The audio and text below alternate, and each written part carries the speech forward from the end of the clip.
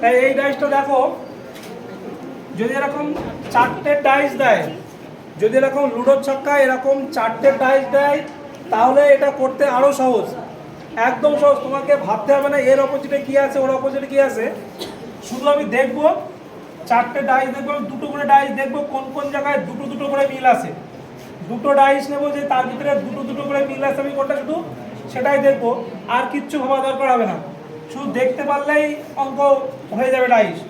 তো এখানে দেখো চারটে ডাইস, এখানে কি আছে আমার 5 আর 4, এখানেও কি আছে 5 আর 4, মানে ফার্স্ট আর থার্ড এই দুটো ডাইসের ভিতরে 5 আর 4 মিল আছে, এটাও 5 আর 4 এটাও 5 আর 4 মিল আছে। তাহলে যাই দুটো মিল আছে আর বাকি যারা পড়ে থাকে তারা অলওয়েজ অপোজিট ডিরেকশনে হয়। তাহলে পড়ে আছে কি 2 আর 3, তাহলে 2 আর 3 এরা অপোজিট ডিরেকশন পেয়ে গেলাম।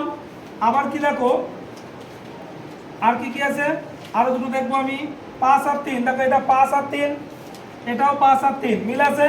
তাহলে পড়ে আছে কি 4 আর 6, তাহলে 4 এর অপোজিট কি 6, আমার একটা ডাইস মানে সেখানে 6খানা ঘর আছে, তাই তো আমি 4টে পেয়ে গেলাম। বাকি আছে কি 5 আর কি 1, তাহলে এরা একে অপরের বিপরীতে আছে, তাই তো।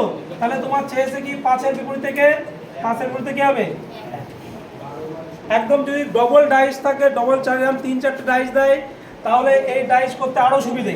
আমি দেখবো দুটো দুটো করে মিল আছে কোথায়, ব্যাস ডাইস ক্লিয়ার, বোঝা গেল তো। হ্যাঁ